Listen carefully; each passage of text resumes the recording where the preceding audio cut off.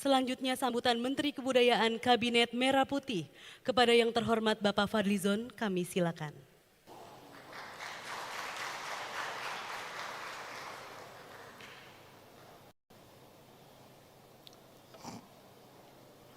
Assalamualaikum warahmatullahi wabarakatuh. Salam sejahtera untuk kita semua. Salam, Om Swastiastu, Namo Buddhaya, Rahayu.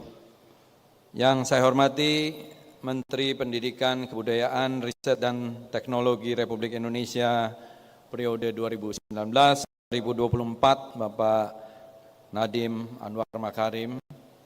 Menteri Pendidikan Dasar dan Menengah Republik Indonesia Profesor Dr. Abdul Mukti, Menteri Pendidikan Tinggi, Sains dan Teknologi, Profesor Dr. Satrio Brojonegoro, para pejabat di lingkungan Kementerian Pendidikan, Riset dan Teknologi yang sekarang sudah dibagi 3, serta para hadirin sekalian, bapak-bapak, ibu-ibu yang saya hormati.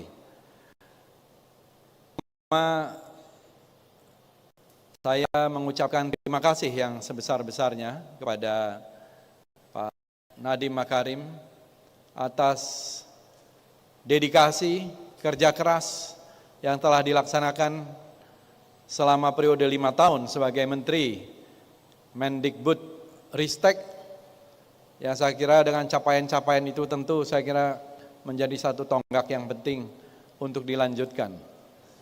Dan juga kepada seluruh jajaran pejabat di Kementerian Dikbud Ristek yang bekerja keras selama 5 tahun mendampingi Pak Nadiem Makarim.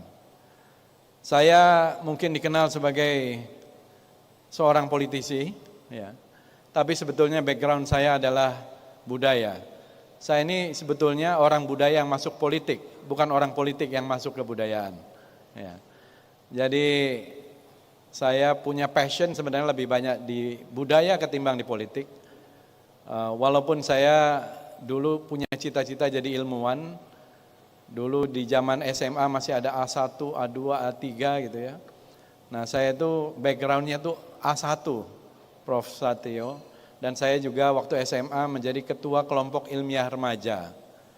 Tetapi ketika saya di sekolah di SMA, saya datang ke ruangan ini, di gedung ini juga, mengikuti Pekan Apresiasi Sastra waktu itu. Menterinya adalah Pak Fuad Hasan, tahun 1988. Kemudian akhirnya saya dari ilmu eksak itu masuk memilih jurusan sastra Rusia. Jadi jurusan saya itu adalah jurusan sastra Rusia. Dan saya hadir di sini, di gedung ini, bahkan di sudut ini nih, pernah berkali-kali foto. Kebetulan saya menjadi mahasiswa terbaik pertama Universitas Indonesia, ya. Dan diundang ke Kementerian Ristek ini, dan saya menjadi mahasiswa berprestasi tingkat nasional ketiga ketika itu.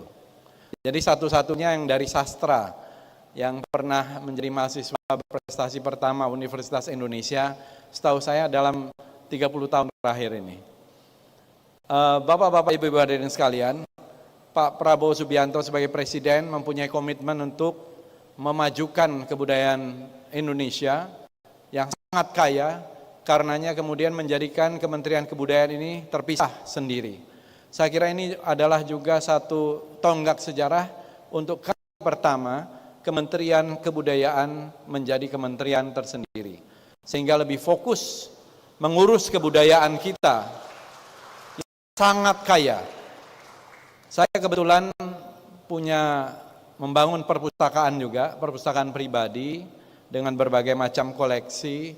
Ada sekitar 75.000 buku, kemudian ada 50.000 buku cerita silat dan komik, jadi ada 125.000 buku.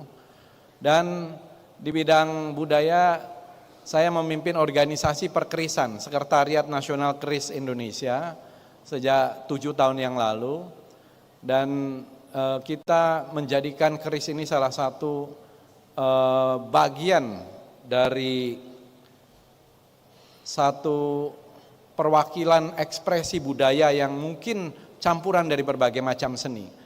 Begitu juga saya mengoleksi wayang, ada sekitar 8.000 wayang saya itu, dan saya memegang rekor juga sebagai kolektor wayang terbesar di Indonesia gitu ya. Jadi saya memang punya passion di situ. Mudah-mudahan minggu depan saya bisa luncurkan, kalau boleh di gedung ini, buku saya tentang pesona wayang Indonesia.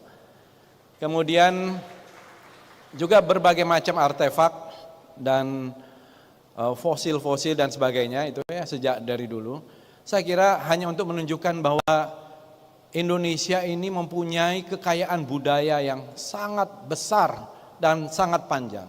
Bahkan peradaban kita ini boleh dibilang peradaban tertua di dunia.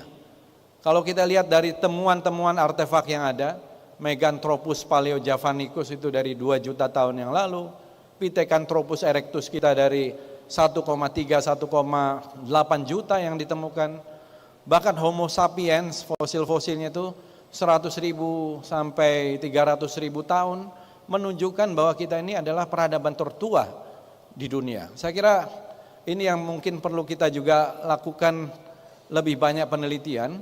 Mungkin belum tentu di Afrika yang tertua itu. Saya kira saya sudah lihat Lucy, fosil Lucy yang umurnya katanya 3,1 juta tahun, tapi itu masih sangat kecil. Ya, saya kira bukan manusia, tetapi yang ditemukan manusia-manusia purba di Indonesia itu satu hal yang luar biasa. Belum lagi peradaban yang sudah dalam bentuk lukisan, seperti di Goa Leang-Leang itu. Saya ke sana bertahun-tahun yang lalu itu, saya melihat bahwa di Goa Leang-Leang itu umurnya sekarang ini para ilmuwan sudah mengatakan itu 40.000 tahun. Bahkan temuan yang terakhir sudah menjadi 52.000 tahun. Mungkin nanti ada lebih tua lagi. Lebih tua dari apa yang ditemukan di Spanyol dan di Prancis yang usianya kira-kira 30.000 tahun. Dan bapak-bapak, ibu-ibu hadirin sekalian, saya kira kita harus menjadikan budaya ini adalah treasure, kekayaan nasional kita. Jadi kekayaan nasional kita ini bukan hanya nikel, bukan hanya batu bara, bukan hanya minyak dan gas, tapi budaya kita sebenarnya kekayaan yang luar biasa.